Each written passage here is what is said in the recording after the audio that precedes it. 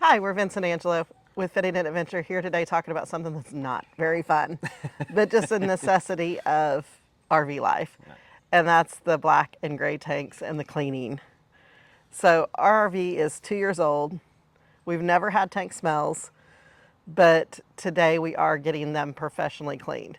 I feel like you do a really good job with our black tank. Yes, with the black tank, I always, when I drain it, I always rinse it 3 times. Yeah. And then will also just let the spray go with it open instead of just filling it and doing. So I think that the black tank's going to be. And of course we use pretty good. Liquify. We love Yes. Liquify, as you know. So we use Liquify and have been in some of the hottest temperatures and still no smells. But the kitchen is a different story. Yeah, the gray tanks in general. I mean, you don't really rinse your gray tank, Right. Right. So And you're not typically using treatment in it because it flushes out quickly. Yeah. So, and while we don't put our food waste down the kitchen sink, I mean, like pasta water, Yeah. things like that. The little bit of. Some people will wipe their plates clean before they actually wash them. We don't do that. Yeah. I mean, we get the food off of it, like by dumping it over the trash can. But like you said, pasta water. Obviously, we don't put grease down there, but we'll clean a greasy pan in there. Mm-hmm. So that's where I'm concerned. Yeah, and then with the other gray tank, when we have, with the washer and everything, and the residue from the soap and the dog clothes hair and the dog hair and all that. So yeah. I think the gray tanks are going to be very interesting to see. Yeah, it's going to be interesting. Might not be pretty to see. We're going to have to ask him for a grade at the end. Yeah. And be like, you did this and that. Yeah. So when we first set out, we said we were going to do this once a year. I'll be interested to see what he says about how often, because last year we just didn't get around to it while we were stopped long enough. But it'll be interesting to see where we stand after 2 years of full-time living with it. And I will say this with the sensors, on the black tank, when I'm done emptying it, the black tank will read 0. Those sensors are good. But the gray tanks, those sensors, no matter how empty it is, those sensors show full all the time. So yeah, because I'm sure there's some of that buildup and everything on there. So today I think we'll be talking about some of the myths and the fact that if there's no smells, there's no problem. I expect that to be debunked pretty quickly with the gray tanks. And that good habits equal clean sensors. I do feel like the good habits on the black tank, I feel like it's probably the treatment that's really helping a lot on that black tank. Because we don't use the treatment on the gray tanks either, just because they are flushing so much. But we probably should at least, I don't know how often. We'll talk to him today about how often. But put some cleaner in there to allow the sensors to get cleaned, or use the Liquify sensor cleaner in there. And let it sit overnight or something. Yeah, it's just when you're living in it full time, you don't have a whole lot of time to do that you're not needing those tanks. And I think another myth is that gray tanks aren't that disgusting, and I expect it to be more disgusting because of all the food residue, and anything that gets stuck in there is just in there, and I just hope there's not mold. Just hope there's not mold. All right, so it's almost time for him to be here. We're going to get the dog settled with an extra walk before he gets here, and we'll see how this goes. So Tim and Brenda from Prime Tank Pros will explain more of the ins and outs later in the video, but you can see them setting up here. Pro cleaners will attack the grime from the bottom, entering via the flush valves with a high pressure water that they maneuver to all sides of your tanks. While manufacturers provide a flush for your black tanks, nothing is provided for your gray tanks. Over time, grease from your food, hair from your showers, sinks, and laundry, and residue from soaps and cleaners will build up inside these and turn them into a breeding ground for all sorts of bacterial nastiness. Pro cleaners have the tools and experience to eliminate this buildup and leave you with tanks as good as new. So what got you into doing this? Well, we retired about 4 years ago now, and we came to Florida for the first time. And 2 months in, I got bored. And I found a company online, or on YouTube, that was offering opportunity. So we joined them and stayed with them for 3 years. And then this past October, we decided to break off and go on our own, start our own company. And you can see, got a little bit of buildup in that tank. How can you tell? Just by what's coming out? Yeah, what's coming out. It's coming out. You know, the key to it is especially the black tank, you want to use a lot of water. So, you know, when you flush a tank, go number one, you want to fill the bowl up about halfway and then release the pedal. If you do the other one, fill the bowl up at least twice and release the pedal. That just gives you a good push of water down, make sure all the paper and stuff goes into the tank. You're not going to cause yourself a clog that way. All right. What's the best way to clean the down tube coming from the toilet? Yeah, tough question. Use a lot of water will help you. Very carefully, you can use a brush. There's been a lot of brushes end up in the black tank. So that's a delicate situation. Yeah.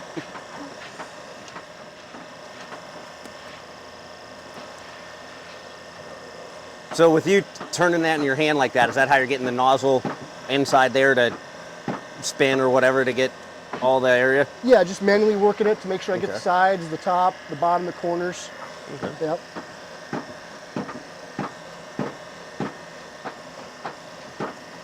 And this is just, I said, we're hydrojetting now, so we're just breaking stuff up in the tank. Okay. Getting the film off the side of the tank, getting the sludge off the bottom, breaking that up. We won't get it all out with this. We'll go in later and flush it out with the flush king. All right. And we'll do the same in the gray tanks too. Same concept. We do it this way because even the gray tanks have things that build up. Mm-hmm. You know, you think about your shower, you have soap and shampoos and hair and skin. Yeah. That builds up. In the galley, you have food, grease, whatever else you put in there. That builds up in the tank. So. Yeah. What are some horror stories? I know you mentioned finding toilet brushes down in there. You know, I had a guy last year here in Florida that called, he had a clog. Nothing was draining, water was backing up in his toilet. And he bought it used, had it for 2 weeks. I said, well, what do you know about it? He said, well, the guy told me he left his valves open for 2 years. Well, number one, don't leave your valves open. Okay, that's a sin. So I get there and I go inside because water's coming up in the toilet, so I'm trying to figure out how to get the toilet. Well, he had used a residential plunger in the toilet. He pushed down on those, things come back up.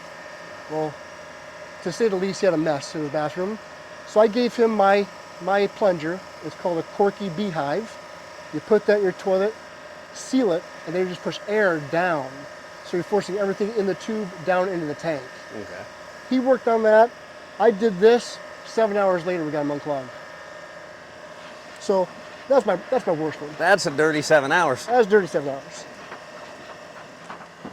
Well, I'll show you what every RVer should have to maintain their tanks. It's just a flush king.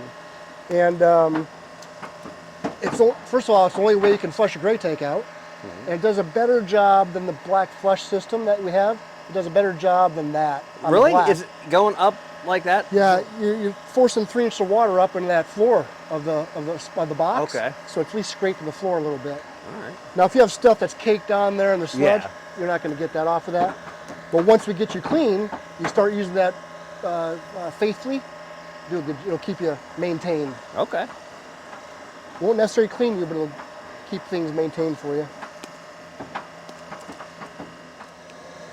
So most of the time, if we have calls that people will have, their sensors don't work, most of the time, we can get those sensors cleaned off and working again. Nothing's 100% guaranteed, but a lot of times we can get them working. Because people really worry about that.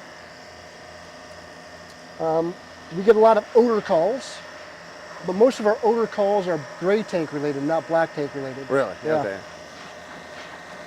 Again, you know, these companies are great, manufacturers are great, they give us a black tank flush system, but nothing to flush the gray. Yeah.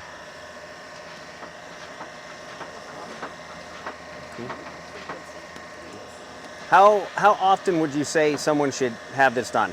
Once a year, every other year? Yeah, for full timers like you guys, 9 months to a year. We full time, I do ours about every 6-9 months. We use a lot of water though, and things stay pretty good. And how do you know you did enough, basically? Just when it starts being clear coming down? Yeah. So it's all by sight? Yeah. Okay. Sight and smell. Yeah. Now yours is pretty good shape.